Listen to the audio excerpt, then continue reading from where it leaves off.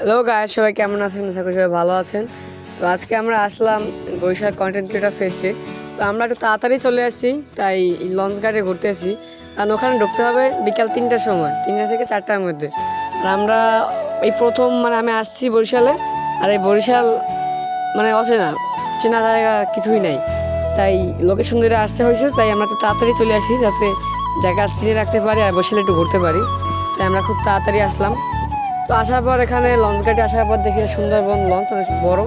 তো এটার ভিতরে আসলাম, একটু ঘুরে দেখলাম এবং সর্বশেষ সেখান থেকে বের হওয়ার পর একটু ওদিকে গেলাম আবার কিছু খাইতে, যাতে কিছু খাই।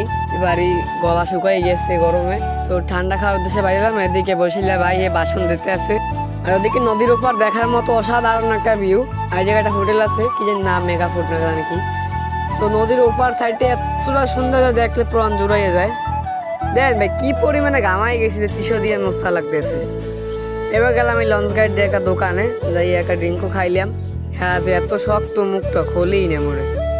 আর ঘোরাঘুরি করতে করতে 3টা বাজে গেছে এবং চলে আসছি সেই মেইন গেটের রায়তা পিকনিক স্পটে, যেখানে আমাদের প্রিয় বিনোদন ভাই দাঁড়িয়েছিল। এবং এখান থেকে আমরা ভিতরে প্রবেশ করার পর আমাদেরকে 3টা টিকিট দেয় এবং এটা নিয়ে আমরা ভিতরের দিকে প্রবেশ করি। এবার একটু ভাবের লগ একটু আড্ডিয়ে ভিতরের দিকে ঢুকলাম, কিন্তু এই অনেকে ভিডিও করতে আছে পাশে।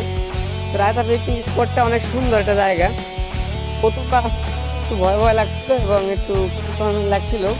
তো হাঁটতে হাঁটতে ভিতরে ঢুকি একটু ভয়ে ভয়ে, যে অনেক বড় বড় কন্টেন্ট ক্রিয়েটার এখানে আসে।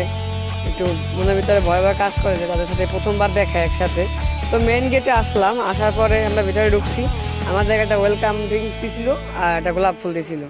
তারপরে অন্যজন পেজের ওনার, তার সাথে কথা বললাম এবং এখানে অনেক ভাইরা আছেন, বসিলা ভাই, তারপরে অনেক বড় বড় কন্টেন্ট ক্রিয়েটর এখানে রয়েছেন। সবার সাথে কথাবার্তা বললাম। আর ওইদিকে আমাদের বনিমিন ভাই একটু ভাষণ দিতেছে, সবাই শুনেন। এখন পর্যন্ত আমাদের পরিশ্রম এবং আপনাদের আন্তরিক চেষ্টা সবকিছু মিলিয়ে আমাদের অনুষ্ঠানটা এখন পর্যন্ত শৃঙ্খলাবদ্ধ আছে।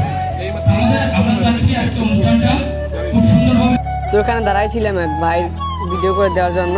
তো যাই হোক, সবাই ভালো থাকবেন, সুস্থ থাকবেন। ধন্যবাদ। নতুন ব্লগ আসছে।